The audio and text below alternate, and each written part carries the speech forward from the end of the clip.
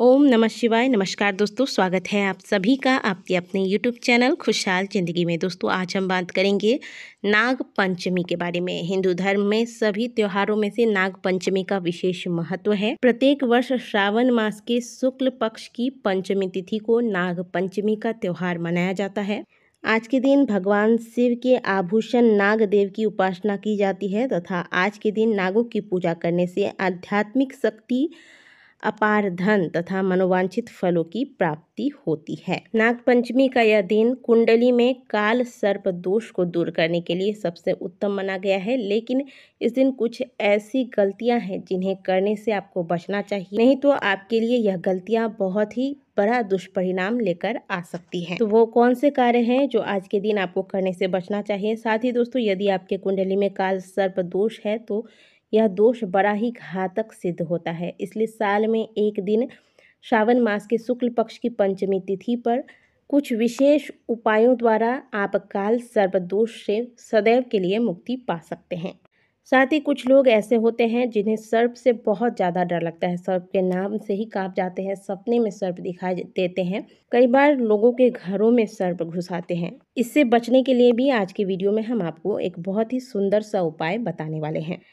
साल 2023 में नाग पंचमी का त्यौहार 21 अगस्त दिन सोमवार को मनाया जाएगा। श्रावण मास के शुक्ल पक्ष की पंचमी तिथि का प्रारंभ 21 अगस्त प्रातःकाल 12:21 को होगा और इस तिथि का समापन 22 अगस्त प्रातःकाल 2 बजे तक हो जाएगा। इसीलिए यह पूजा जो है 21 अगस्त को की जाएगी और पूजा का शुभ मुहूर्त होगा सुबह 5:33 से लेकर सुबह 8:30 पर। और कोई भी पूजा शुभ मुहूर्त में किया जाए तो इसका फल हमें शीघ्र प्राप्त होता है और शुभ फल प्राप्त होता है, इसलिए मुहूर्त का विशेष ध्यान रखिएगा। अब जानते हैं कि आज के दिन आपको करना क्या है। दोस्तों, नाग पंचमी के दिन कुछ लोग जीवित नागों की पूजा करते हैं, जबकि ये करना सर्वथा गलत है। या मैं नहीं बल्कि हमारे शास्त्र बताते हैं।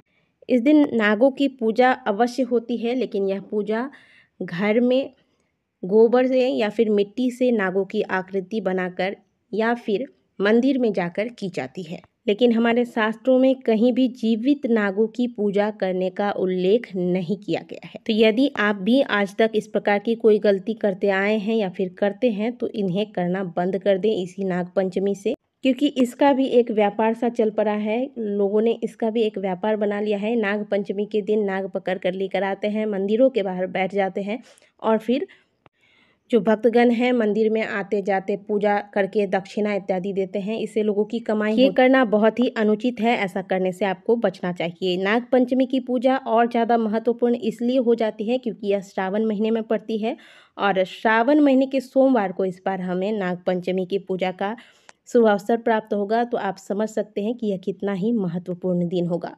तो आज के दिन नाग देवता की पूजा के साथ साथ महादेव की विशेष पूजा आपको करनी है, क्योंकि किसी में नागों को संभालने की क्षमता है तो वो है हमारे महादेव, और उनकी पूजा के बिना हमारी नागों की पूजा जो है वह पूर्ण नहीं होती। तो सबसे पहले आज के दिन प्रातःकाल जल्दी जाके घर की साफ सफाई सुंदर से करें। घर में स्नान के बाद शुद्ध जल में गंगा जल मिलाकर घर में इस जल का छिड़काव करें। इससे घर का वातावरण शुद्ध और सकारात्मक होता है। इसके बाद घर में जो आप पूजा आराधना करते हैं वो कर ले। सबसे पहली बात, आज के दिन जो आप नागों की पूजा करते हैं वह आप किसी की सुनी सुनाई बातों से ना करें। जो आपके यहाँ प्रत्येक साल से जिस नियम से नागों की पूजा की जा रही है उसी नियम से आपको आज के दिन भी पूजन करना है।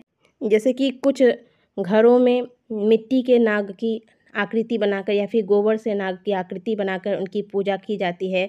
कच्चे दूध तथा धान की लावा जिसे कि खोए कहते हैं वो चढ़ाया जाता है। कुछ घरों में आकृति नहीं बनाकर इसका चित्र बनाया जाता है दीवार पर और फिर नागों की पूजा की जाती है। कुछ घरों में मंदिर जाकर भगवान भोलेनाथ के शिवलिंग पर जो नाग देवता की आकृति होती है उनकी पूजा की जाती है। तो जिस प्रकार से आपके यहाँ प्रत्येक वर्ष किया जाता है उसी विधि से आपको इस बार भी करना है। नाग देवता की पूजा में ध्यान रखिएगा कि जो दूध आप प्रयोग करेंगे वह गाय का कच्चा दूध होना चाहिए। पैकेट वाले दूध की शुद्धता का कोई प्रमाण नहीं होता है, तो इसे प्रयोग में ना लाएं। प्रयोग करने से बचें। तो जो आज के दिन पारिवारिक पूजा की विधि है वो तो आप करें ही, लेकिन आज के दिन विशेष करके भगवान भोलेनाथ के मंदिर जाके उनकी पूजा आराधना करें। पूजा सामग्री बिल्कुल वही होती है जो प्रत्येक शिव जी के पूजन में हम प्रयोग करते हैं। पंचामृत, गाय का कच्चा दूध या फिर शुद्ध जल में गंगाजल, बेलपत्री, समी के पत्र, पुष्प इत्यादि जो हम प्रतिदिन महादेव की पूजा में प्रयोग में लाते हैं, वही सामग्रियाँ हमें आज भी प्रयोग में लानी है। और महादेव की पूजा के बाद भगवान भोलेनाथ के मंदिर में नाग देवता की कोई ना कोई आकृति अवश्य होती है, वहाँ पर भी उनकी पूजा आराधना कर लें। पूजा करने के बाद आज आपको कुछ विशेष उपाय करने हैं, तो क्या करना है चलिए अब वो जानते हैं।